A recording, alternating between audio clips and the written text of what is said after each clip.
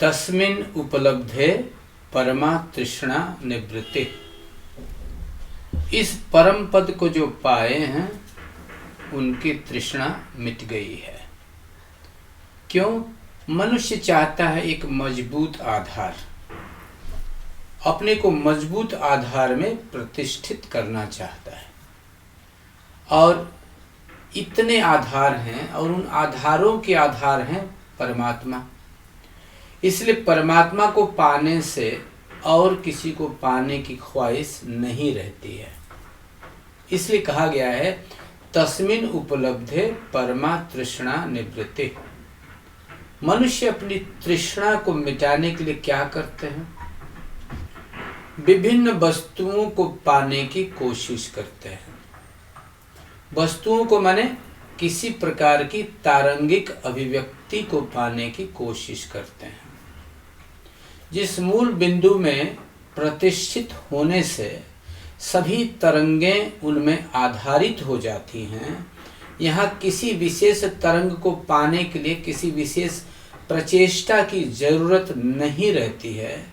इसलिए परमा तृष्णा निवृत्ति होती है।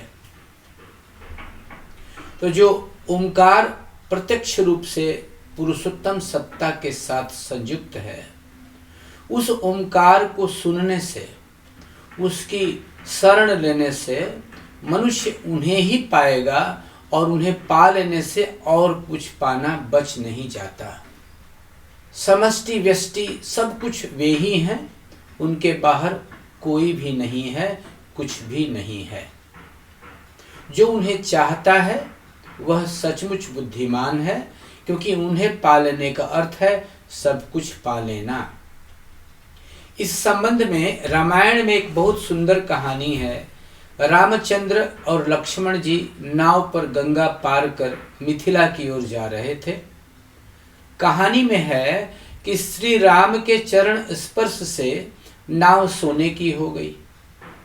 दूसरे किनारे पहुंचने पर नाविक की पत्नी ने जब यह देखा, तब वह घर से सारा काठ ढो ढो कर उनके चरण छुआकर सोना बनाने लगी। पत्नी की यह बेवकूफ़ी देखकर नाविक ने उसे समझाया, देखो ऐसे तुम कितना परिश्रम करोगी, बुद्धिमती की तरह काम करो। जिन चरणों में इतने गुण हैं, तुम उन्हीं चरणों की शरण लो, जिससे तुम जब जैसे चाहोगी संसार की किसी भी चीज को सोना बना लोगी। उनकी शरण लेने का अर्थ है अपने मैंपन के अभिमान को उनमें मिला देना। उनको पाकर मेरा क्या लाभ होगा, ऐसा जो सोचना चाहता है, उसके लिए उन्हें पाना कठिन है। उनमें आत्मसमर्पण करने पर भी यदि छोटे मैं की लाभ हानि का ख्याल रह ही गया, तब क्षुद्र मैं का उनमें उत्सर्ग कैसे हो सकेगा?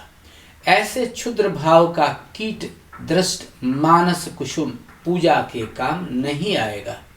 किसी सुख की चाह न रखकर उस लीलामय के लीला रस की तरंग में ही अपने को डुबा देना होगा। ऐसे डूब जाने का भाव ही है राधा का भाव या राधा भाव। ऐसे डूब जाना ही श्री राधा का संसार है। श्री श्री आनंद मूर्ति जी।